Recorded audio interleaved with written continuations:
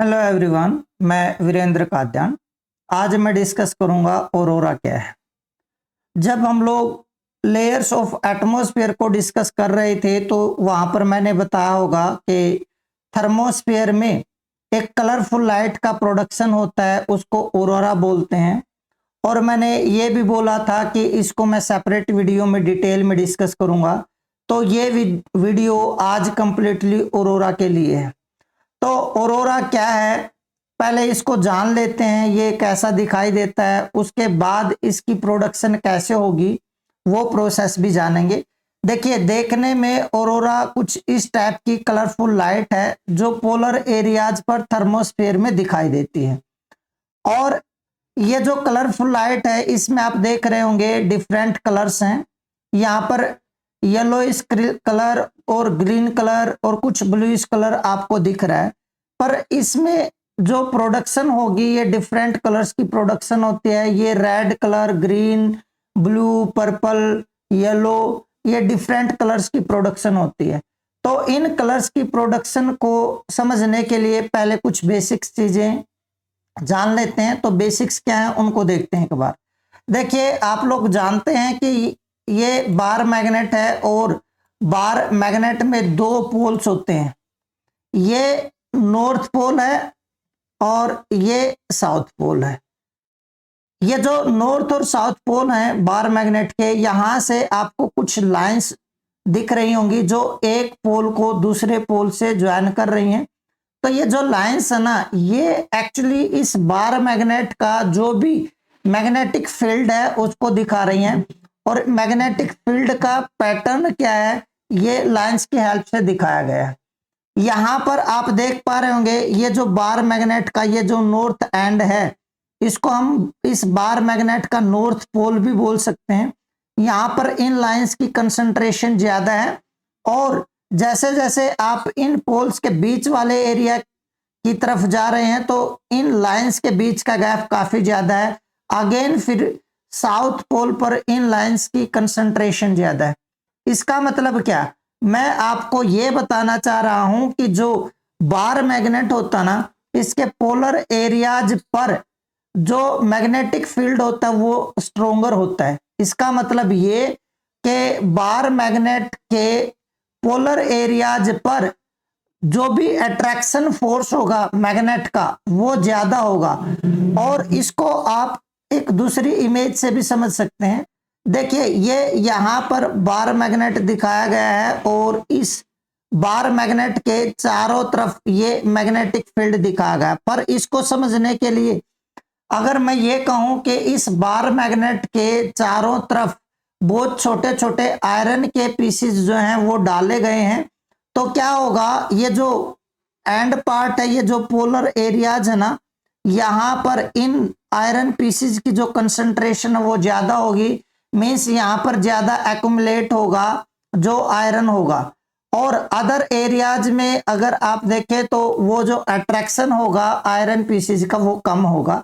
ये जो bar magnet है, इस बार मैग्नेट के चारों तरफ ये जो दिखाया गया है ये इसका मैग्नेटिक फील्ड है। ये जो आप लाइंस टाइप का देख रहे हैं, पर आप इसको इस टाइप से समझें कि अगर इस बार मैग्नेट के चारों तरफ छोटे छोटे आयरन पीसेस डाल दिए जाएं तो क्या होगा, उन आयरन पीसेस की ज्यादा कंसंट्रेशन इन बार मैग्नेट के पोलर एरियाज पर होगी। इसका मतलब है तो बार मैग्नेट है इसके पोल्स पर अट्रैक्शन फोर्स ज्यादा स्ट्रोंगर होता है। ये चीज यहां पर क्लियर हुई होगी। अब थोड़ा सा अर्थ के बारे में जान लेते हैं कि अर्थ का जो मैग्नेटिक फील्ड है या अर्थ में जो मैग्नेटिज्म है वो किस टाइप से। देखिए, अर्थ का बिहेवियर भी एक बार मैग्नेट की तरह ही है। अगर आप यहां पर ये मान लें कि अर्थ के इन पोल्स के बीच का जो पार्ट है ये इस टाइप से है और ये एक बार मैग्नेट की तरह है, तो अगर बार मैग्नेट की तरह अर्थ बिहेव करेगी तो अर्थ का जो मैग्नेटिक फील्ड होगा ना, वो जैसा आप लोगों ने बार मैग्नेट के केस में देखा वैसे ही होगा। पोल्स की तरफ ये जो मैग्नेटिक फील्ड लाइंस हैं इनकी कंसंट्रेशन ज्यादा होगी, आप देख पा रहे होंगे दोनों पोल्स पर। और बाहर की तरफ इनकी जो कंसंट्रेशन है वो कम होगी, मींस इनके बीच का जो गैप है वो ज्यादा हो जाएगा। दूसरी चीज है कि जो अर्थ का जो मैग्नेटिक पोल होते हैं और जो ज्योग्राफिकल पोल होते हैं वो भी अलग अलग होते हैं, और उन ज्योग्राफिकल और मैग्नेटिक पोल की लोकेशन भी हम देखेंगे, प्लस अर्थ के मैग्नेटिक फील्ड में कुछ आयंस की कंसंट्रेशन ज्यादा होती है, उसको भी हम समझेंगे। तो देखिए ये जो इमेज दिखाई गई है इसमें ये रोटेशनल एक्सिस है ये, और ये जो लाइन दिखाई गई है ये है मैग्नेटिक एक्सिस, और जो रोटेशनल एक्सिस है ये वो लाइन है जिसके अराउंड अर्थ मूव कर रही है, और यहां पर सरफेस पर ये पोल्स हैं अर्थ के, और ये कौन से पोल्स हैं? ज्योग्राफिकल पोल्स हैं। ये नॉर्थ ज्योग्राफिकल पोल है और ये साउथ ज्योग्राफिकल पोल है। पर ये जो लाइन है ना ये मैग्नेटिक एक्सिस है, इसका मतलब यहां पर अर्थ का मैग्नेटिक पोल है और यहां पर भी अर्थ का सरफेस पर एक मैग्नेटिक पोल है, और उसके कारण ही यहां से जो मैग्नेटिक फील्ड लाइंस होंगी ना वो इस टाइप से होंगी। ये जो आप देख रहे हैं ये मैग्नेटिक फील्ड लाइंस का कुछ इफेक्ट देख रहे हैं। देखिए अर्थ के चारों तरफ मैग्नेटोस्फीयर है, अर्थ के मैग्नेटिक फील्ड है, और अर्थ का जो मैग्नेटिक फील्ड है उस मैग्नेटिक फील्ड में कुछ एरियाज हैं जिनको वॉन एलन ने नोटिफाई किया था। एक ये बेल्ट है और एक ये बेल्ट है, इधर भी ये आउटर बेल्ट और ये इनर बेल्ट। ये है क्या? वॉन एलन ने ये बताया था कि जो सन से, एक बार पीछे वाले इमेज में बता देता हूं, सन से क्या होता है जब सोलर विंड्स आती हैं, मींस सन से जब एनर्जी अर्थ की तरफ ट्रांसफर होती है तो उस केस में सन से आयंस अर्थ की तरफ आते हैं, और आयंस क्या होते हैं आप लोग भी जानते हैं, आयंस चार्ज्ड पार्टिकल्स हैं, चार्ज पार्टिकल्स, और ये हाई एनर्जी पार्टिकल्स होते हैं। तो ये अर्थ की तरफ क्या करते हैं? एनर्जी ट्रांसफर करते हैं। पर अर्थ का जो मैग्नेटिक फील्ड है ना आप देख पा रहे होंगे ये अर्थ का मैग्नेटिक फील्ड है। ये जो भी सन से आयंस आएंगे, चार्ज पार्टिकल्स आएंगे, अर्थ का मैग्नेटिक फील्ड इनको डायरेक्टली अर्थ की तरफ आने से रोकेगा, इसलिए ये इस टाइप से डिफ्लेक्ट कर जाएंगे। मेरी बात को ध्यान से सुनते रहिएगा। आप लोगों ने ये चीज देखी होगी, अगर हम दो मैग्नेट को, जैसे एक मैग्नेट ये है और एक मैग्नेट ये है, अगर हम इनको पास पास लेकर आएंगे या तो ये अट्रैक्ट करेंगे या ये रिपेल करेंगे। अगर ये नॉर्थ पोल है बार मैग्नेट का, ये भी नॉर्थ पोल है, तो ये रिपेल करेंगे, एक दूसरे को अट्रैक्ट नहीं करेंगे। और अगर ये नॉर्थ पोल है और ये साउथ पोल होगा तो ये अट्रैक्ट करेंगे। तो यहां पर जो आयंस आ रहे हैं उनका जो मैग्नेटिक फील्ड है और जो अर्थ का जो मैग्नेटिक फील्ड है वो मोर और लेस उसमें एक जो कैरेक्टरिस्टिक है वो सेम होता है। इसलिए क्या होगा, अर्थ का मैग्नेटिक फील्ड इसको रिपेल करने की कोशिश करता है, जिसके कारण ये डिफ्लेक्ट हो जाता है। और इस डिफ्लेक्शन के प्रोसेस में ऐसा होता है कुछ आयंस इस मैग्नेटोस्फीयर में अर्थ के एंटर कर जाते हैं, और वो एंटर करने के बाद कुछ एरियाज में उनकी कंसंट्रेशन ज्यादा होती है। जिन एरियाज में उनकी कंसंट्रेशन ज्यादा होती है उसको वॉन एलन रेडिएशन बेल्ट बोलते हैं। ध्यान से सुनिएगा मैं क्या बोल रहा हूं, वॉन एलन रेडिएशन बेल्ट। और ये वॉन एलन ने ऑब्जर्व किया था कि दो जगह पर सन से आने वाले आयंस का कंसंट्रेशन ज्यादा होता है। तो जो आउटर पार्ट है जो अर्थ के मैग्नेटोस्फीयर के हायर पार्ट में होता है उसको बोला गया आउटर रेडिएशन बेल्ट, और जो अर्थ के पास होता है उसको बोला गया इनर रेडिएशन बेल्ट। तो अब आप समझ गए होंगे कि ये जो रेडिएशन बेल्ट्स हैं आउटर और इनर, ये सन से आने वाले जो आयंस हैं उनकी कंसंट्रेशन जिस जोन में होती है उनको आउटर और इनर रेडिएशन बेल्ट बोलते हैं। अब ऑरोरा पर आते हैं। ऑरोरा क्या है? ऑरोरा क्या है? ये थर्मोस्फीयर में या आयनोस्फीयर में और मोस्टली इन थर्मोस्फियर। जो वॉन एलन रेडिएशन बेल्ट है उसमें जो भी चार्ज पार्टिकल्स की ट्रैपिंग हुई है by the earth magnetic field, उसको ऑरोरा बोलते हैं।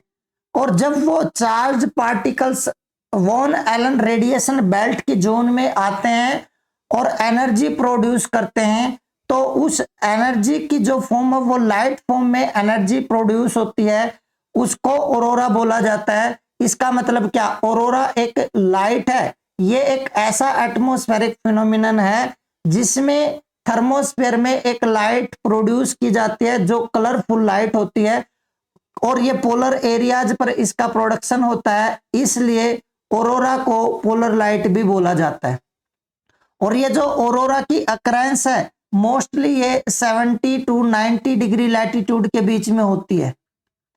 लेकिन इसका मतलब मैं ये नहीं कह रहा हूं कि ये केवल और केवल 70 और 90 डिग्री लैटिट्यूड के बीच में होता है, नहीं। जब सोलर विंड्स स्ट्रोंगर हो जाते हैं, ज्यादा आयंस अर्थ की तरफ आते हैं, तो ये 70 डिग्री लैटिट्यूड से भी लोअर लैटिट्यूड्स में ऑरोरा की अकरेंस हो सकती है।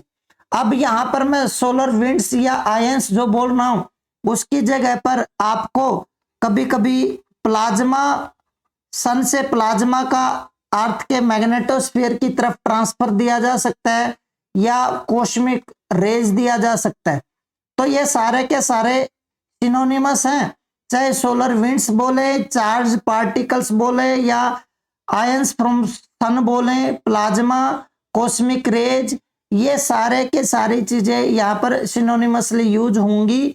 और इनका मतलब है कि सन से प्लाज्मा आ रहा है या कॉस्मिक रेज आ रही है या सोलर विंड्स आ रही हैं, ये सारे के सारे आयंस को ट्रांसफर करेंगे जो अर्थ के मैग्नेटोस्फीयर की तरफ आएगा। और अर्थ का मैग्नेटोस्फीयर का मतलब क्या, कि अर्थ का जो मैग्नेटिक फील्ड है वो जहां तक भी इफेक्टिव हो वो पूरी की पूरी जोन अर्थ का मैग्नेटोस्फीयर है। और उस मैग्नेटोस्फीयर का जो अपर पार्ट है उसको बोला जाता है मैग्नेटोपोज। इन चीजों को आप ध्यान से समझने की कोशिश करेंगे। अर्थ का जहां तक मैग्नेटिक इन्फ्लुएंस है वो मैग्नेटोस्फीयर है, और मैग्नेटोस्फीयर का जो आउटर पार्ट है वो मैग्नेटोपोज है। अब मैंने क्या कहा कि जब सोलर विंड्स स्ट्रोंगर होंगी तो ये लोअर लैटिट्यूड्स पर भी ऑरोरा का अकरेंस हो सकता है, अदरवाइज ये हायर लैटिट्यूड्स पर ही अकरेंस होता है।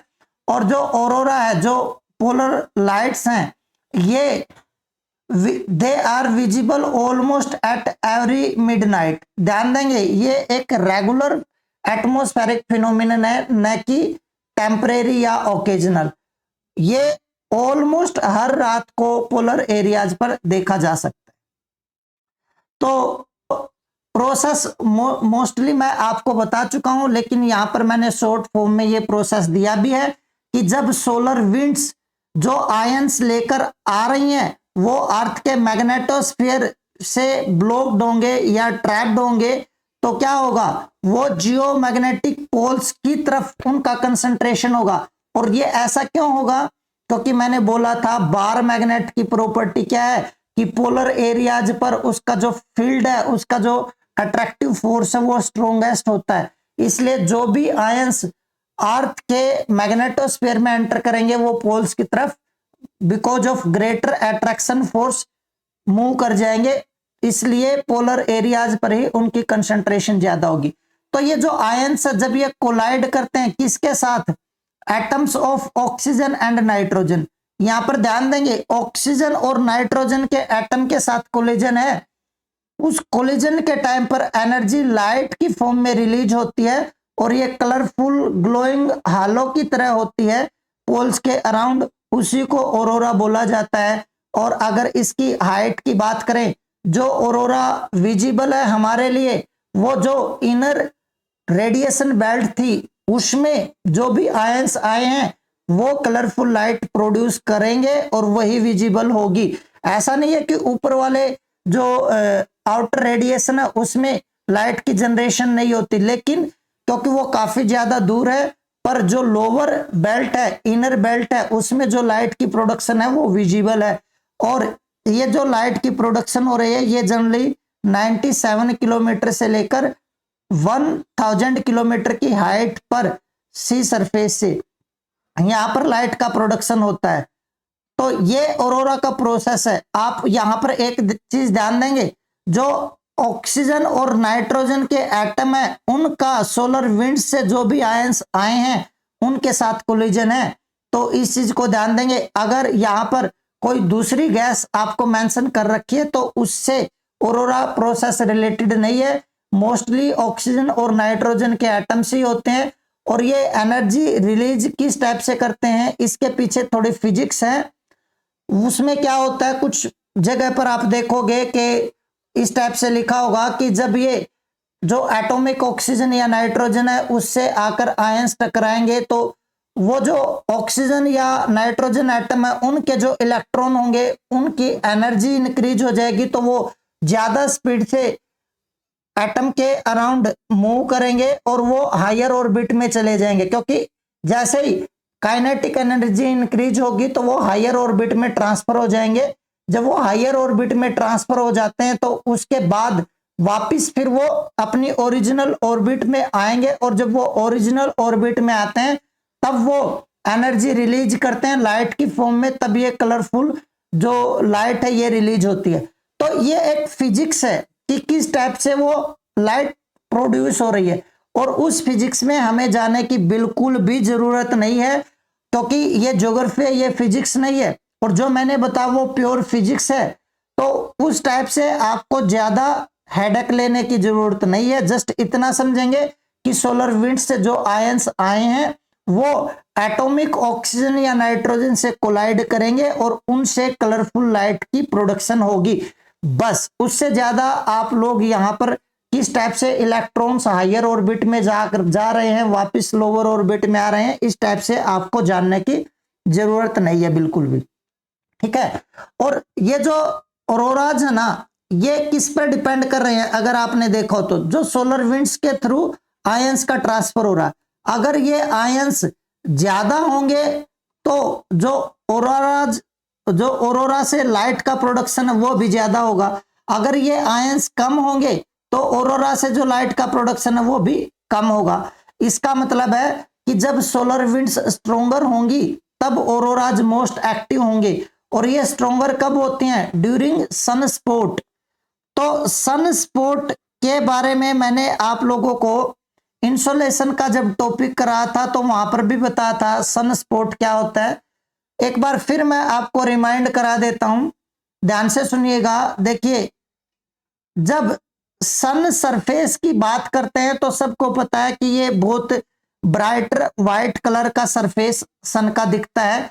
तो ये जो सन पर कुछ एरियाज ऐसे होते हैं, जैसे जो ये मैं डॉट्स बना रहा हूं उनको इमेजिन करना, कुछ एरियाज ऐसे होंगे जहां से एनर्जी कम रिलीज होगी, और इन एरियाज के चारों तरफ के एरियाज ऐसे होंगे जिनमें से एनर्जी का रिलीज ज्यादा होगा। तो जो कम एनर्जी रिलीज के एरियाज हैं वो कम लाइट रिलीज कर रहे हैं, तो इसका मतलब है उनका ब्राइटनेस कम होगा, वो डार्क कलर के होंगे, वो ब्लैक कलर के दिखेंगे।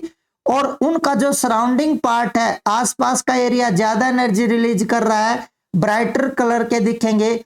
इसलिए जो ब्राइटर कलर है ना सन का, उसके बीच में कुछ कम एनर्जी रिलीज करने वाले ब्लैक कलर के स्पॉट्स दिखाई देते हैं, उनको हम सन स्पॉट्स बोलते हैं। और ऐसा ऑब्जर्व किया गया कि जब सन स्पॉट्स सन सरफेस पर ज्यादा हो जाते हैं ना, तब सोलर विंड्स स्ट्रोंगर हो जाते हैं। उसका क्या मैकेनिज्म है उसमें जाने की कोई भी जरूरत नहीं है। बस ये एक ऑब्जर्वेशन है कि सन स्पॉट्स की नंबर जैसे जैसे सन सरफेस पर बढ़ेंगी तो सोलर विंड्स उतने ही ज्यादा स्ट्रोंगर होंगी। और ये सन स्पॉट्स का एक साइकिल होता है। पहले कुछ टाइम तक लगातार सन स्पॉट्स के नंबर बढ़ते हैं, फिर लगातार सन स्पॉट्स के नंबर घटते हैं। तो लगभग ये 11 साल का साइकिल होता है, और उसके बाद दोबारा फिर सन स्पॉट्स के नंबर बढ़ने शुरू हो जाते हैं। तो ये जो सन स्पॉट्स हैं ये फिक्स नहीं है, इनके नंबर कम या ज्यादा होते रहते हैं। तो जिस टाइम पर सन स्पॉट्स के नंबर ज्यादा होंगे, सोलर विंड्स स्ट्रोंगर होंगी, इसका मतलब अर्थ के मैग्नेटोस्फीयर की तरफ ज्यादा आयंस ट्रांसफर होंगे, ज्यादा आयंस अगर मैग्नेटोस्फीयर में ट्रैप कर गए तो ज्यादा ऑरोराज की प्रोडक्शन होगी, ज्यादा कलरफुल लाइट की प्रोडक्शन होगी। तो इसलिए बोला जा सकता है कि जब सन स्पॉट्स के नंबर ज्यादा होंगे तो जो ऑरोराज है it is most active at that time. इस चीज को भी आप थोड़ा सा ध्यान रखेंगे, कभी कभी स्टेटमेंट में आ सकता है। और जो कलर्स होता है ना ऑरोरा का, भाई ये रेड होगा, येलो होगा, ग्रीन होगा, पर्पल या ब्लू होगा, ये दो चीजों पर डिपेंड करता है, एल्टीट्यूड पर भी, कितनी हाइट पर आयंस जो है आए हैं और उनका कोलिजन हो रहा है जो ऑक्सीजन और नाइट्रोजन के एटम पर। मतलब दो फैक्टर कौन कौन से हैं जिन पर ऑरोरा का कलर डिपेंड करेगा, altitude plus nature of the atom, means वो कोलिजन ऑक्सीजन के साथ है या नाइट्रोजन के साथ है। जैसे अगर ऑक्सीजन के साथ होगा तो रेड या ग्रीन कलर रिलीज होता है जनरली, और नाइट्रोजन के साथ होगा तो ब्लू या पर्पल कलर का रिलीज होता है। तो मेरा कहने का मतलब है कि किस हाइट पर और किस एटम के साथ आयंस का, सोलर विंड से जो आयंस आए हैं उनका कोलिजन हो रहा है, उस पर डिपेंड करेगा ऑरोरा का कलर क्या है। तो इस चीज को भी ध्यान रखेंगे। मींस अगर ऑक्सीजन पर सोलर आयंस कम हाइट पर कोलाइड कर रहे हैं तो डिफरेंट कलर होगा, हायर हाइट पर कोलाइड कर रहे हैं तो कलर डिफरेंट होगा। ठीक है, तो दो फैक्टर होते हैं, altitude and type of the atom जिससे कोलिजन हो रहा है। जो नॉर्दर्न हेमिस्फीयर है और साउदर्न हेमिस्फीयर है, इसमें ऑरोराज के अगर नेमिंग की बात करें तो ये अलग अलग होता है। नॉर्दर्न हेमिस्फीयर में बोला जाता है ऑरोरा बोरियलिस, ऑरोरा बोरियलिस, और साउदर्न हेमिस्फीयर में बोला जाता है ऑरोरा ऑस्ट्रेलिस। ये आप ध्यान रखेंगे, ऑरोरा बोरियलिस और ऑरोरा ऑस्ट्रेलिस। तो ऑरोरा बोरियलिस जो नॉर्दर्न हेमिस्फीयर में है, इसके कुछ और नाम भी हैं, जैसे डान विंड, ये रोमन्स और ग्रीक्स इसको बोलते हैं, और फिनलैंड में ऑरोरा को फोक्स फायर भी कहा जाता है। तो ये था ऑरोरा के रिगार्डिंग, मैंने इसको डिटेल में कवर किया है। पर अब एक दो चीज और है जो आपको जान लेनी चाहिए, और उसके लिए मैं आपको वापस इस इमेज पर लेकर आता हूं। देखिए क्या अब आपको जानना है, यहां पर आप देख पा रहे होंगे, इधर जो मैग्नेटोस्फीयर है ना या मैग्नेटिक फील्ड है, इसमें ये जो गैप है ना ये कम है, और इधर ये जो गैप है ये ज्यादा है। आप नोटिस कर रहे होंगे इसको।